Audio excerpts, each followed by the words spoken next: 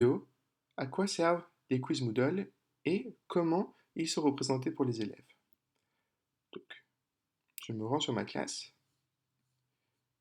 et je sélectionne un des quiz, par exemple celui sur l'addition de fractions. Le quiz a déjà été créé, c'est ce que les élèves voient. Ils cliquent sur Prévisualiser le test maintenant, puis les questions s'affichent.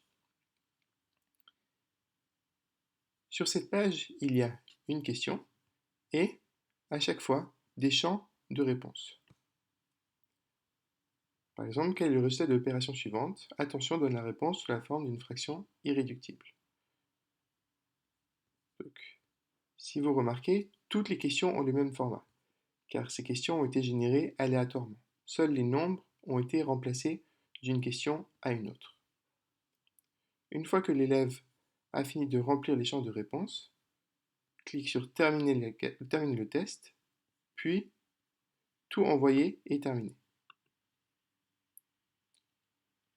Ce qu'il y a d'intéressant, c'est que pour chacune des questions, en plus de savoir si la réponse était correcte, il est possible de donner du retour sur la tentative de l'élève. Par exemple, ici, un texte explicatif sur comment il aurait fallu faire pour arriver à la bonne réponse. De la même manière que les questions sont générées aléatoirement, les réponses sont générées en fonction des nombres qui apparaissent dans les questions. Cela permet à l'élève de comprendre où est-ce qu'il s'est trompé et de s'améliorer le cas échéant. Lorsque la relecture est terminée, clique sur Terminer la relecture et toutes les informations de réponse sont à disposition des enseignants dans l'onglet Notes. Donc sous l'onglet Notes, vous aurez ensuite toutes les informations sur les réponses de vos élèves.